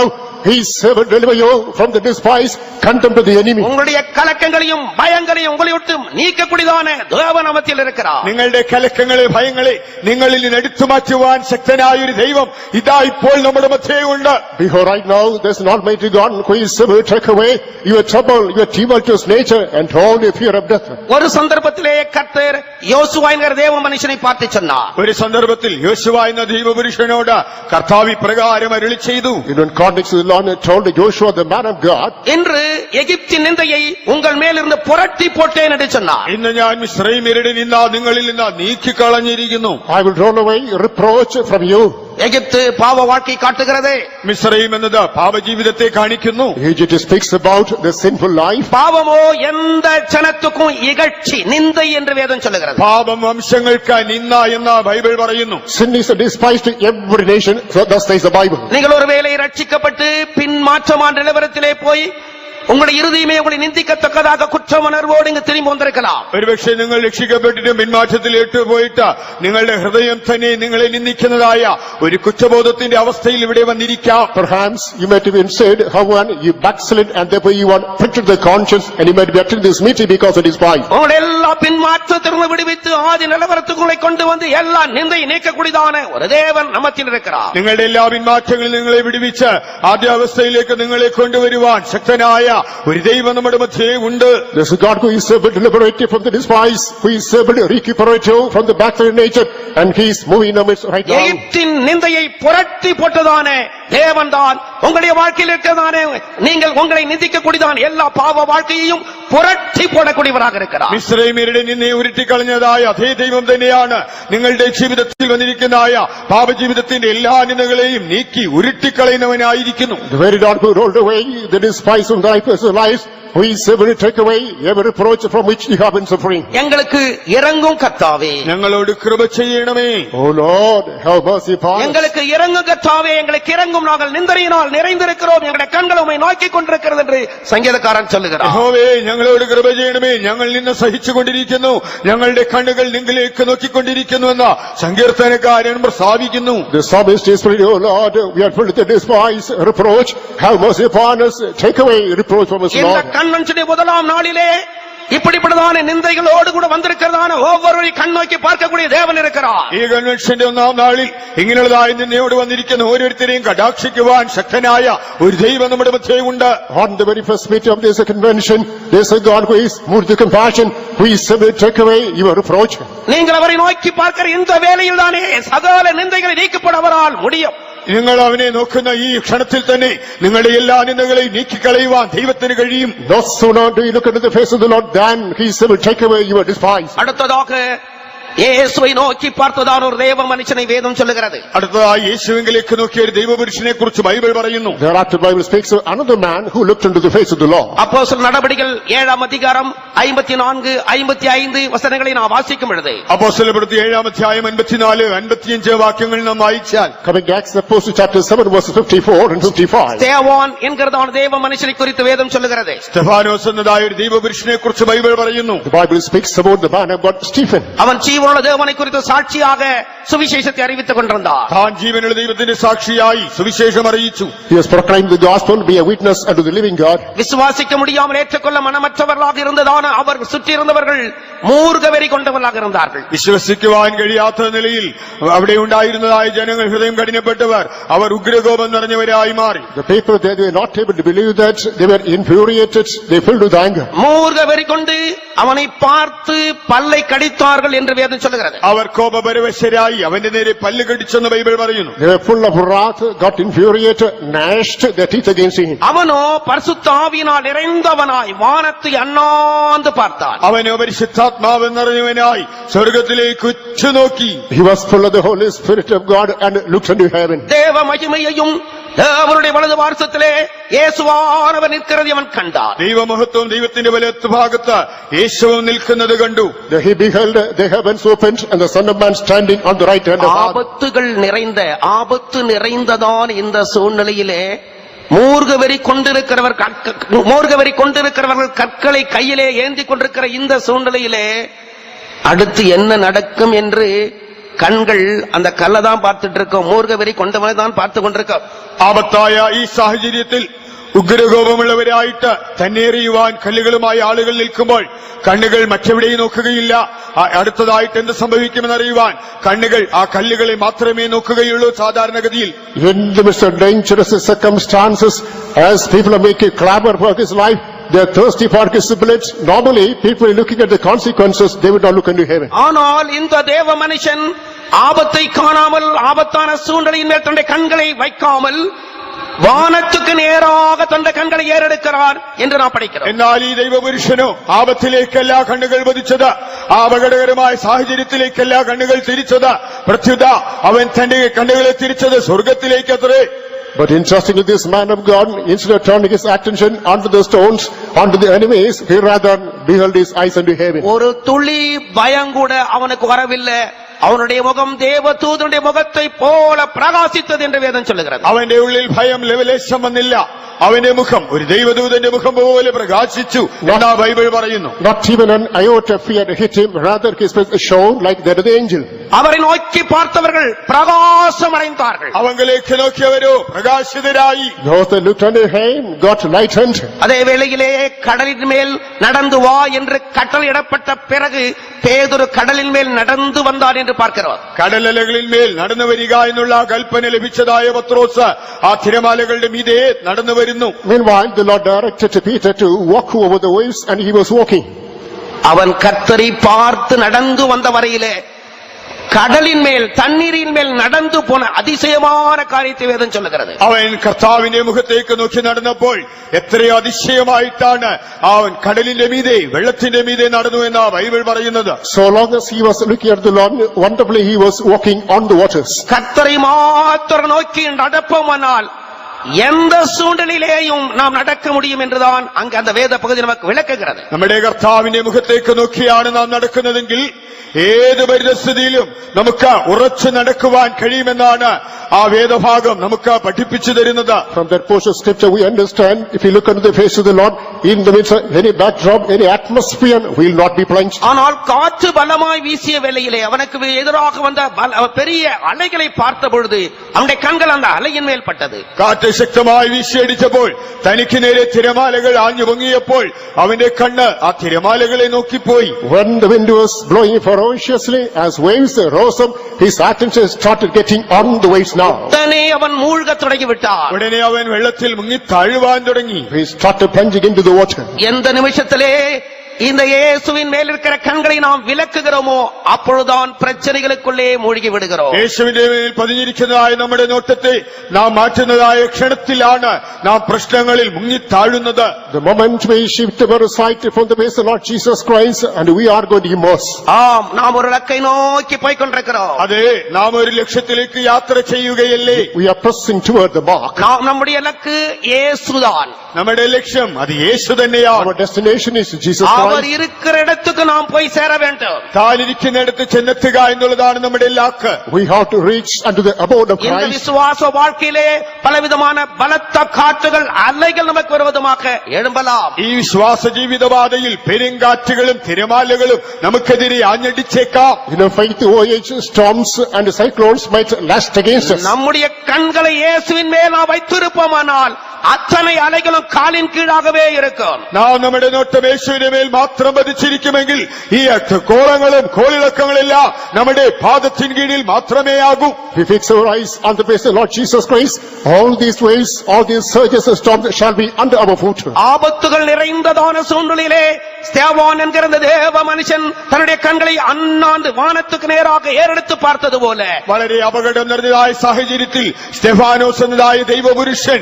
അവൻ സ്വർഗത്തിലേക്ക് ഉറ്റുനോക്കിയതുപോലെ In the midst of adverse circumstances, this man was Stephen as he was looking into heaven. ரட்சிக்கப்பட்டதான தேவனுடைய ஜனமே, எல்லா சூழ்நிலையிலேயும் அவரை நோக்கி பார்ப்போமானால் பிரகாசம் அடைவோம். രക്ഷിക്കപ്പെട്ടതായ ദൈവജനമേ, ഏതു പരിതസ്ഥിതിയിലും തങ്ങളിലേക്ക് മാത്രം നോക്കിയാലോ നാമും പ്രകാശിതരായി തീരും. And I would say, the people of God, in the midst of any circumstance, if you look unto the Lord, we shall be also lightened. இன்றைக்கு கூட இந்த கூட்டத்திலே பலவிதமான சூழ்நிலைகளை கண்டு சோதனை நிமித்தமாக கலங்கின நிலவரத்தில் நீங்கள் இருக்கலாம். സാഹചര്യങ്ങളെ കണ്ട് പലവിധമായ പരിശോധനയോടുകൂടി കലങ്ങിയ മനസ്സോടുകൂടി ആയിരിക്കാം നിങ്ങൾ ഈ യോഗമധ്യേ ആയിരിക്കുന്നത്. You were too likely some members of this congregation, because of trials and temptations, you have been a confounded state of இந்த mind. கூட்டத்தின் முடிவிலே நீங்கள் மெய்யாகவே அவரை நோக்கி பார்த்து பிரகாசத்தை பெற்றுக் கொள்ளப் போகிறீர்கள். അത് തീർച്ചയായും നിങ്ങൾ തങ്ങളിലേക്ക് നോക്കി ഈ യോഗത്തിന്റെ ഒടുവിൽ പ്രകാശിതരായി തീരും. As the meeting is underway, if you look into the face of the Lord, you are going to be shined. உங்களை பயமுறுத்துகிறதான எந்த காற்றும் எந்த அலைகளும் உங்களுக்கு முன்பாக அடங்கி அமர்த்தக்கூடியதான தேவன் நம்ம நம்பத்தில் இருக்கிறது நீங்கள் அறிய போகிறீர்கள். നിങ്ങളെ പേടിപ്പിക്കുന്നതായ ഏത് കാറ്റിനെയും തിരമാലയും ശാസിച്ച് അടക്കി അമർത്തുന്ന ഒരു ദൈവം നമ്മുടെ മധ്യേ ഉണ്ടെന്നുള്ളത് നിങ്ങൾ ഇപ്പോൾ മനസ്സിലാക്കും. Just bear in mind, there's an almighty God who is moving in our midst, who is able to suppress, subdue and quell any storm, any surge that is going to swallow. நாம் செய்ய வேண்டியதெல்லாம் நம்முடைய கண்களை அவருக்கு நேராக மாத்திரம் ஏறெடுத்தால் போதும். നാം ചെയ്യേണ്ടത് ഇത്ര മാത്രം, കണ്ണുകളെ തങ്ങളിലേക്ക് ഉയർത്തുക. All you have to do is simply look unto Him. அடுத்ததாக ஒரு காரியத்தை நாம் வேதத்திலே படிக்கிறோம். അടുത്തതായി നാം ഒരു കാര്യം കൂടി ബൈബിളിൽ നിന്ന് പഠിക്കുന്നത്, In furtherance, one more thing we learn from the scripture. எபிரேயர் 11 அதிகாரம் 9-10 வசனங்களை நாம் வாசிக்கும் பொழுது എബ്രായർക്ക് എഴുതിയ ലേഖനം 11 അധ്യായം 9-10 വാക്യങ്ങളിൽ Abraham Coming to Hebrews, chapter 11, verses 9 and 10. Abraham கூடாரத்திலே குடியிருந்தான் என்று அங்கே நாம் படிக்கிறோம். അബ്രഹാം കൂടാരത്തിൽ പാർത്തു എന്നവിടെ വായിക്കുവാൻ കഴിയുന്നുണ്ട്. Abraham was dwelling in the tabernacle. ஏனெனில் தேவன் தாமே கட்டி உண்டாக்கின அஸ்திபாரங்கள் உள்ள நகரத்துக்காக அவன் காத்திருந்தான் என்று அந்த வேத பகுதி சொல்லுகிறது. എന്തുകൊണ്ടെന്നാൽ ദൈവശില്പിയായി നിർമ്മിച്ചതായ അടിസ്ഥാനങ്ങളുള്ള നഗരത്തിനു വേണ്ടി താൻ കാത്തിരുന്നുവെന്ന് ആ വേദഭാഗം പറയുന്നു. That portion of scripture says, Abraham was looking for a city which has got foundations and whose maker and builder is God. தேவன் தாமே கட்டி உண்டாக்கின அஸ்திபாரங்கள் உள்ள நகரம் அது இந்த பூமியில் அல்ல, அது வானத்தில் இருக்கிறது. அவன் அண்ணாந்து பார்த்தபடியினால்தான், இந்த தேவனை நோக்கி பார்த்தபடியினால் അവൻ அதை காண முடிந்தது. ദൈവം ശില്പിയായി നിർമ്മിച്ച അടിസ്ഥാനങ്ങളുള്ള നഗരം അത് ഈ ഭൂമിയിലല്ല, അത് സ്വർഗത്തിലാണുള്ളത്. അവൻ ദൈവത്തിങ്കിലേക്ക് കണ്ണുകളെ ഉയർത്തി അവിടേക്ക് ഉറ്റുനോക്കിയപ്പോൾ മാത്രമാണ് തനിക്കത് കാണുവാൻ സാധിച്ചത്. The city that has got foundations, whose builder maker is God, that is not here, rather in heaven. As he looked into heaven only, he was able to behold that city. ரட்சிக்கப்பட்டதான தேவனுடைய ஜனமே, ரட்சிப்போடு நின்று விடுவதல்ல, நாம் அந்த ஆயத்தமாக்கப்பட்ட இடத்துக்கு போய் சேர வேண்டும் என்பது தேவனுடைய நோக்கமாக இருக்கிறது. രക്ഷിക്കപ്പെട്ടതായ ദൈവജനമേ, രക്ഷയോടുകൂടെ നാം ഒരിക്കലും നിർത്തിക്കൂടാ. നമുക്കായി ഒരുക്കപ്പെടുന്നതായ സ്ഥലത്ത് നാം ചെല്ലണമെന്നുള്ളതത്രേ കർത്താവിന്റെ തിരുവുള്ളം. Beloved, saved people of God, do not stop the mere experience of salvation. Rather, you must reach the city, that's the dwelling place of God, is the will of God concerning man. 1 கொரிந்தியர் 2 அதிகாரம் 9 வசனத்தை நாம் வாசிக்கும் பொழுது தேவன் தம்மில் அன்பு கூறுபவர்களுக்கு ஆயத்தம் பண்ணினவைகளை கண் காணவும் இல்லை, காது கேட்கவும் இல்லை, அவைகள் மனுஷனுடைய இருதயத்திலே தோன்றவும் இல்லை என்று நாம் படிக்கிறோம். കൊരിന്ത്യർക്ക് 2 അധ്യായം 9 വാക്യത്തിൽ ബൈബിൾ പ്രകാരമാണ് പറയുന്നത്, ദൈവം തന്നെ സ്നേഹിക്കുന്നവർക്ക് ഒരുക്കിയിട്ടുള്ളത് കണ്ണു കണ്ടിട്ടില്ല, ചെവി കേട്ടിട്ടില്ല, ഒരു മനുഷ്യന്റെ ഹൃദയത്തിൽ തോന്നിയിട്ടുമില്ല. Coming to 1 Corinthians chapter 2 verse number 9, I hath not to say, nor you heard, neither have entered into the heart of man the things which God hath prepared for them that love him. தேவன் தம்மில் அன்பு கூறுகிறவர்களுக்காக ஆயத்தமாக்கியிருக்கிற நன்மைகள், ദൈവം തന്നെ സ്നേഹിക്കുന്നവർക്കായി ഒരുക്കിയിട്ടുള്ളതായ നന്മകൾ, The perspectives the Lord has prepared for the people whom he loves. அதிலே ஒன்று மேலே இருக்கிற 7 வசனத்தை நாம் வாசிப்போமானால், உலக தோற்றத்துக்கு முன்னே தேவன் நம்முடைய மகிமைக்காக ஏற்படுத்தினதும் மறைக்கப்பட்டதுமாயிருக்கிற ரகசியமான தேவ ஞானம் என்று படிக்கிறோம். അതിൽ ഒന്ന് നാം മുകളിലുള്ളതായ 7 വാക്യത്തിൽ നോക്കിയാൽ, ദൈവം ലോക സൃഷ്ടിക്ക് മുൻപേ നമ്മുടെ തേജസ്സിനായി മുൻനിയമിച്ചതും മറഞ്ഞിരുന്നതുമായ ദൈവത്തിന്റെ ജ്ഞാനമെന്ന് കാണുവാൻ കഴിയുന്നുണ്ട്. Coming to above passage, particularly verse number 7, we read about the wisdom of God in a mystery, even the hidden wisdom which God ordained before the world into glory. தேவன் நம்முடைய மகிமைக்காக ஏற்படுத்தினதும் மறைக்கப்பட்டதுமா இருக்கிறதான தேவ ஞானம், ദൈവം നമ്മുടെ തേജസ്സിനായി മുൻനിയമിച്ചതും മറഞ്ഞിരിക്കുന്നതുമായ ദൈവത്തിന്റെ ജ്ഞാനം, It's a divine wisdom which is hidden, which is a mystery God has prepared for our glory. எப்படி இயேசு கிறிஸ்து மகிமை அடைந்து மகிமையுள்ளவராக இருக்கிறாரோ அதே மகிமை மனுஷனுக்கு கொடுக்கும்படியாக தேவ ஞானத்தை அவர் வெளிப்படுத்துகிறார். കർത്താവായ യേശു തേജസ്കരിക്കപ്പെട്ടവനായി മഹിമയുള്ളവനായി കാണപ്പെടുന്നത് പോലെ മനുഷ്യന് മഹിമയുള്ളവനായി തീരേണ്ടതിന് തന്റെ ജ്ഞാനം ദൈവം അവന് നൽകുവാൻ ആഗ്രഹിക്കുന്നു. The fashion in which Lord Jesus Christ is glorified and can become an embodiment of glory, in this after the same fashion the Lord is willing to make this man glorious, and therefore he is giving that wisdom. ரோமர் 16 அதிகாரம் 25 26 வசனங்களை நீங்கள் வாசிப்பீர்களானால், அது இயேசு கிறிஸ்துவை பற்றிதான சுவிசேஷம் என்று அந்த வேத பகுதியிலே நாம் படிக்கிறோம். റോമാലേഖനം 16 അധ്യായം 24 25 വാക്യങ്ങൾ വായിക്കുമ്പോൾ അത് കർത്താവായ യേശു ക്രിസ്തുവിനെ കുറിച്ചുള്ളതായ സുവിശേഷമെന്ന് അവിടെ കാണുവാൻ കഴിയുന്നുണ്ട്. Coming to Romans chapter 16 verse 24 25, it is mentioned then that is the gospel concerning Jesus Christ. மறைக்கப்பட்டதான தேவ ஞானம் மனுஷனை தேவசாயராய் மாற்றக்கூடியதான தேவ ஞானமாக இருக்கிறது. മറഞ്ഞിരിക്കുന്നതായ ദൈവത്തിന്റെ ജ്ഞാനം മനുഷ്യനെ ദൈവത്തോട് സദൃശനാക്കി മാറ്റുന്ന ദൈവജ്ഞാനമായിരിക്കുന്നു. It's a hidden wisdom of God that's able to translate this man into God. அதற்காக இந்த தேவ ஞானமானது மகிமையான சுவிசேஷமாக வெளிப்படுகிறது. അതിനായി ദൈവത്തിന്റെ ജ്ഞാനം തേജസ്സിന്റെ സുവിശേഷമായി വെളിപ്പെടുന്നു. Therefore this wisdom of God makes manifestation into the wisdom of God. தேவன் அந்த தேவ ஞானத்தை வெளிப்படுத்துவதற்காக அப்போஸ்தலனை அழைக்கிறார். ദൈവം ആ ദൈവജ്ഞാനം വെളിപ്പെടുത്തേണ്ടതിന് അപ്പോസ്തലന്മാരെ വിളിക്കുന്നു. Not to reveal this wisdom, the Lord is inviting the apostles. அப்போஸ்தல நடவடிக்கைகள் 26 அதிகாரம் 18 வசனத்தை நாம் வாசிப்போமானால், അപ്പോസ്തല പ്രവൃത്തി 26 അധ്യായം 18 വാക്യം നാം വായിക്കുന്നെങ്കിൽ, Acts of Apostles chapter 26 verse number 18. கர்த்தர் அந்த பரிசுத்த பவுலை பார்த்து சொல்லுகிறார், കർത്താവ് വിശുദ്ധ പൗലോസിനോട് പ്രകാരം പറയുന്നു, The Lord says to Saint Paul, நீ அவருடைய கண்களை திறக்கும் பொருட்டு நான் உன்னை அவர்களிடத்திற்கு அனுப்புகிறேன் என்று சொல்லுகிறார். അവരുടെ കണ്ണുകളെ തുറക്കേണ്ടതിനും ഞാൻ അവരുടെ അടുക്കലേക്ക് നിന്നെ അയക്കുന്നു. Now I send you unto them in order that you might open their eyes. தேவ ஞானத்தை, இந்த மகிமையான சுவிசேஷத்தை மனுஷன் விலகிக் கொள்ளும்படியாக அப்போஸ்தலர் மூலமாக கர்த்தர் அந்த ஞானத்தை வெளிப்படுத்துகிறார். ദൈവജ്ഞാനത്തെ ഈ മഹിമയായ സുവിശേഷത്തെ മനുഷ്യൻ മനസ്സിലാക്കേണ്ടതിന് ദൈവം അപ്പോസ്തലന്മാരിലൂടെ ഇതാ മനുഷ്യന് വെളിപ്പെടുത്തി കൊടുക്കുന്നു. Man must understand this glorious gospel through the wisdom of God for the same purpose. The Lord is inviting the apostles through them. This is revealed. சுவிசேஷத்தை விலகிக் கொள்ளத்தக்கதாக மனுஷனுடைய கண்கள் திறக்கப்படுமானால், സുവിശേഷം ഗ്രഹിക്കേണ്ടതിന് മനുഷ്യന്റെ കണ്ണുകൾ തുറക്കപ്പെടുമെങ്കിൽ, You not understand this gospel if human eyes get enlightened. அங்கே 2 காரியங்கள் வெளிப்படுத்தப்படுகிறது. അവിടെ രണ്ട് കാര്യങ്ങളാണ് വെളിപ്പെടുന്നത്. Two things shall be divulged today. கர்த்தராகிய இயேசு கிறிஸ்துவை பற்றும் பாவ மன்னிப்பை அவர்கள் பெற்றுக் கொள்கிறார்கள்.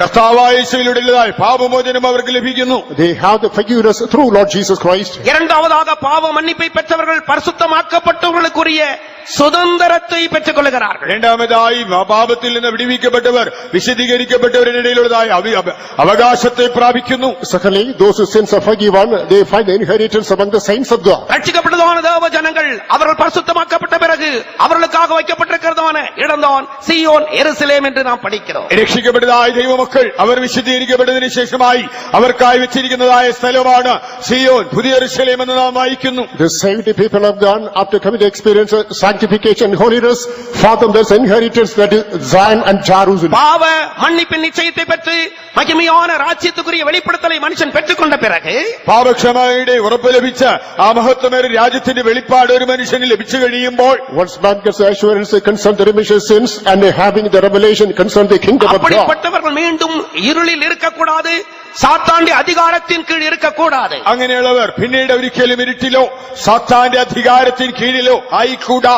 such should no more continue under the clutch of the devil and the power of darkness. அதற்காக அவரை நோக்கி பார்க்கக்கூடிய கண்கள் திறக்கப்பட வேண்டும். അതിനായി തങ്ങളിലേക്ക് നോക്കുവാൻ കഴിയുന്ന വിധത്തിൽ കണ്ണുകൾ തുറക്കപ്പെടണം. Therefore their eyes should enlighten in order that they might look unto God. ரட்சிக்கப்பட்ட பிறகு, രക്ഷിക്കപ്പെട്ടതിന് ശേഷം, After being saved, நன்மையான தேவனுடைய ராஜ்யத்தின் வெளிப்படுத்தலை பெற்றுக்கொண்ட பிறகு, അതിശ്രേഷ്ഠമായ ദൈവരാജ്യത്തിന്റെ വെളിപ്പാട് പ്രാപിച്ചതിന് ശേഷം, after getting the revelation concerning the kingdom of God, இருளில் இராதபடிக்கு, சாத்தாന്റെ அதிகாரத்தின் கீழ் இராதபடிக்கு கண்கள் திறக்கப்பட வேண்டும். ഇരുട്ടിലായിക്കൂടാതവണ്ണം സാത്താന്റെ അധികാരത്തിന് കീഴിലായിക്കൂടാതവണ്ണം കണ്ണുകൾ തുറക്കപ്പെട്ടേ മതിയാകൂ. not to persist in sin, not to subsist under the darkness, the power of the devil, your eyes should be opened. அந்த கண்கள் திறக்கப்படுமானால், ആ കണ്ണുകൾ തുറക്കപ്പെടുമെങ്കിലോ, If those eyes are opened, உங்களுடைய வாழ்க்கையில் எது சம்பவித்தாலும் என்ன நடந்தாலும் அங்கே தேவனுடைய அன்பை விசுவாசிக்கக்கூடிய கண்கள் திறக்கப்பட்டிருக்கும். നിങ്ങളുടെ ജീവിതത്തിൽ എന്ത് സംഭവിച്ചാലും എന്ത് തന്നെ നേരിട്ടാലും അവിടെയെല്ലാം ദൈവത്തിന്റെ സ്നേഹത്തെ കാണുവാൻ കഴിയുന്ന നിലയിൽ നിങ്ങളുടെ കണ്ണുകളോ തുറന്നു തന്നെയിരിക്കും. whatever befalls in your life, your eyes shall be opened in order to behold the love of God. சகலத்தையும் அன்பினால் காணக்கூடிய கண் திறக்கப்பட்டிருக்கும். എല്ലാം സ്നേഹത്തിൽ കാണുവാൻ കഴിയുന്ന കണ്ണ് എല്ലായ്പ്പോഴും തുറന്നിരിക്കും. Your eyes will be open in order to see everything in the love. நான் மறுபடியும் சொல்லுகிறேன், ഞാൻ വീണ്ടും പറയട്ടെ, Let me repeat. ரட்சிக்கப்பட்டு தேவனுடைய ராஜ்யத்தின் மகிமையான அனுபவங்களை பற்றிய வெளிப்படுத்தலை பெற்றுக்கொண்ட பிறகு അൻപിനാൽ കാണக்கூடிய കണ്ണുകൾ തിറക്കപ്പെട வேண்டும். അതെ, രക്ഷിക്കപ്പെട്ട ദൈവത്തിന്റെ മഹത്വമേറിയ രാജ്യത്തിന്റെ കാര്യങ്ങളെ കാണുവാൻ കഴിഞ്ഞതിന് ശേഷമായിട്ട്, ആ വെളിപ്പാട് ലഭിച്ചതിന് ശേഷമായിട്ട് എല്ലാം സ്നേഹത്തിൽ കാണുവാൻ കഴിയുന്ന കണ്ണ് അത് തുറന്നിരിക്കണം. After getting saved, after you possess a revelation to see the things in the kingdom of God, you must have the understanding eyes to see everything in the love. நீங்கள் கேட்கலாம், அது எப்படி ஸ்நேகத்தால் காணுவது, அன்பினால் காண்பதுனா என்னன்னு கேட்கலாம். എല്ലാം സ്നേഹത്തിലൂടെ കാണുക എന്ന് പറഞ്ഞാൽ എങ്ങനെയെന്ന് ഒരുപക്ഷെ നിങ്ങൾ ചോദിച്ചേക്കാം. You may quiz as to what's meant by seeing everything in love. நல்ல உதாரணம் யோசேப்பின் ஜீவியம். അതിനുത്തമ ഉദാഹരണമാണല്ലോ യോസേഫിന്റെ ജീവിതം. A classic illustration is the history of Joseph. அவனுக்கு நேரிட்ட எல்லாம் அது அழிவுக்கு ஏதுவாக, மரணத்துக்கு ஏதுவாக கூட இருந்தது. അവന് സംഭവിച്ചതൊക്കെയും അവനെ നശിപ്പിക്കുന്ന മരണകരമായ കാര്യങ്ങൾ തന്നെയാണ് ആയിരുന്നത്. Every people in his journey was fatal. ஆனால் ஒன்றிலும் அவன் பதறவில்லை. அவன் விசுவாசத்தோடு, விசுவாச கண்களை கொண்டு அன்பினால் കാണக்கூடிய കണ്ണുകൾ ഉടയവനാக இருந்தான். അവനൊന്നിലും തെല്ലും പതറിയില്ല. അവൻ എല്ലാ കാര്യങ്ങളെയും വിശ്വാസത്തോടെ സ്നേഹത്തിൽ കാണുവാൻ കഴിയുന്ന സ്നേഹത്തിന്റെ കണ്ണുകളുള്ളവനായിരുന്നു.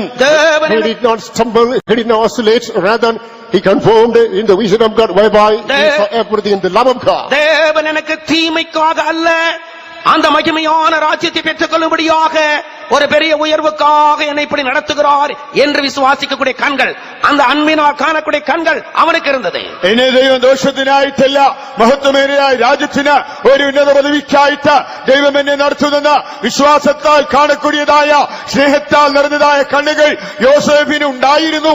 Joseph had the pair of eyes full of love, full of faith, whereby he was able to consider God in everything, not for evil, in order to prepare something for you beneficial. இந்த யோசேப்புக்கு அவனுடைய தகப்பனாக யாக்கோபு தீர்க்க தரிசனமாக இதை சொல்லி இருக்கிறார். യോസേഫിനെ കുറിച്ച് അവന്റെ അപ്പനായ യാക്കോബ് പ്രവചന രൂപേണ പറഞ്ഞിട്ടുണ്ടായിരുന്നു. Concerning Joseph, his father Jacob, as a prophetical note predicted. ஆதியாகமம் 49 அதிகாரம் 25வது வசனத்திலே உன் தகப்பனுடைய தேவனால் அப்படி ஆயிற்று என்று சொல்லுகிறார். ഉൽപ്പത്തി 41:25 പറയുന്നുണ്ട്, നിന്റെ പിതാക്കന്മാരുടെ നിന്റെ ജനകന്മാരുടെ ദൈവത്താൽ അങ്ങനെ സംഭവിച്ചു. Genesis 14 verse 25 is mentioned it, by your fathers it happened to you. உன் தகப்பனுடைய தேவனால் அப்படி ஆயிற்று. നിന്റെ പിതാവിന്റെ ദൈവത്താൽ ഇങ്ങനെ സംഭവിച്ചു. By the God of your father it so happened to you. சர்வ வல்லமையுள்ள தேவனால் அப்படி ஆயிற்று. സർവശക്തനായ ദൈവത്താൽ തന്നെ It so happened by the Almighty. அவர் உனக்கு துணையாய் இருக்கிறார் என்று சொல்லுகிறார். അവൻ നിന്നെ സഹായിക്കുമെന്നും പറയുന്നു. He is the present help to you. எனக்கு நேரிடுகிற எல்லாம் தேவ நோக்கு என்னில் நிறைவேறி நான் அடைய வேண்டியதான மகிமையான ராஜ்யத்துக்காக என்று நாம் விசுவாசிக்க வேண்டும். എനിക്ക് സംഭവിക്കുന്നതെല്ലാം ദൈവം എനിക്കായി ഒരുക്കുന്ന ആ മഹത്വമേറിയ രാജ്യത്തിന് ഞാൻ ഒരുങ്ങേണ്ടതിന് തന്നെയെന്ന് നാം തീർച്ചയായും വിശ്വസിക്കണം. We must believe whatever takes place in my life, that is for my good, and for the kingdom of the Lord is preparing for me. அப்படியானால் இவர் எனக்கு தீமை செய்தால் நான் இவரை பார்க்க மாட்டேன், அவரை தான் நோக்கி பார்ப்பேன். ആകയാൽ താൻ എനിക്ക് ദോഷം ചെയ്താലും ഞാൻ കാണുന്നത് തന്നെയല്ല, ഞാൻ എന്റെ ദൈവത്തെ എത്രേ കാണുന്നത്. If that being so, if this brother commits some evil against me, I will not consider it, rather I will look unto God. நான் இவரை பார்த்தால் பகையும் வெறுப்பும் கசப்பும் உண்டாகும். തന്നെ നോക്കിയാൽ എന്റെ ഉള്ളിൽ പകയും വിദ്വേഷവും വൈരാഗ്യവും ഉണ്ടാകും. If I look unto him, I will develop bitterness, grief and vengeance. தகப்பனுடைய தேவனால் அப்படி ஆயிற்று. എന്നാൽ പിതാവിന്റെ ദൈവത്താലാണ് അത് സംഭവിച്ചത്. It so happened because of God of your father. சர்வ வல்லமையுள்ள தேவனால் அப்படி ஆயிற்று. സർവശക്തനായ ദൈവത്താലാണ് അതുണ്ടായത്. It so happened because of the Almighty. அன்றையோட தீர்மானத்தின்படி அழைக்கப்பட்ட அவருடைய அன்புகளுக்கு சகலமும் நன்மைக்கு அதுவாய் நடக்கிறது. ദൈവത്തെ സ്നേഹിക്കുന്നവർക്ക് നിർണയപ്രകാരം വിളിക്കപ്പെട്ടവർക്ക് തന്നെ സകലവും നന്മയ്ക്കായി കൂടി വ്യാപരിക്കുന്നു. Those who called according to the will of God, everything takes place for their good. அவரையே நோக்கி பார்க்கிறவர்கள் பிரகாசம் அடைகிறார்கள். അവങ്കിലേക്ക് നോക്കിയവർ പ്രകാശിതരായി. Those that looked unto him got lightened. இருளின் அதிகாரத்தை விட்டு அவர் வெளியே இருக்கிறார்கள். അവർ ഇരുട്ടിന്റെ അധികാരത്തിൽ നിന്ന് പുറത്തേക്ക് വരുന്നു. They are brought out of the power of darkness. சாத்தானுடைய அதிகாரத்தை விட்டு அவர்கள் வெளியே இருக்கிறார்கள். സാത്താന്റെ അധികാരത്തിൽ നിന്ന് പുറത്തു കടന്നിരിക്കുന്നു. They are fetched out of the power of the devil. பகைகள் கசப்புகள் விரோதங்கள் அற்றவர்களாக இருளையும் சாத்தானுடைய அதிகாரத்தை விட்டு அவர்கள் விடுவிக்கப்பட்டவர்களாக இருக்கிறார். പക, കയ്പ്, വിദ്വേഷ, വൈരാഗ്യമില്ലാത്തവരായി അവർ ഇരുളിലെ സാത്താന്റെ അധികാരത്തിൽ നിന്ന് സ്വതന്ത്രരായി തീർന്നിരിക്കുന്നു. Divided of bitterness, malice, other things, they are totally delivered from the meshes of the devil. அவரை நோக்கி பார்த்தவர்கள் பிரகாசம் அடைந்தார்கள். അവങ്കിലേക്ക് നോക്കിയവരോ പ്രകാശിതരായി. Those that looked unto him got enlightened. கடைசியாக ഒടുവിലായി, finally, യേശയ്യാ 51 அதிகாரம் 1 வசனத்தை நாம் வாசிக்கும் பொழுது യെശയ്യാപ്രവചനം 51 അധ്യായം 1 വാക്യം വായിക്കുമ്പോൾ, Isaiah chapter 51, the first verse. நீங்கள் வெட்டி எடுக்கப்பட்ட கண்மலையையும் தோண்டி எடுக்கப்பட்ட துறவின் குழியையும் நோக்கி பாருங்கள். നിങ്ങളെ വെട്ടിയെടുത്തിരിക്കുന്നതായ പാറയിലേക്ക്, നിങ്ങളെ കുഴിച്ചെടുത്ത ഖനി ഗർഭത്തിലേക്കും തിരിഞ്ഞു നോക്കുക. Look unto the rock whence you are hidden, under the hole of the pit whence you are dug. இந்த கண்மலை ஞான கண்மலை. ഈ പാറ എന്നത് ആത്മീക പാറ.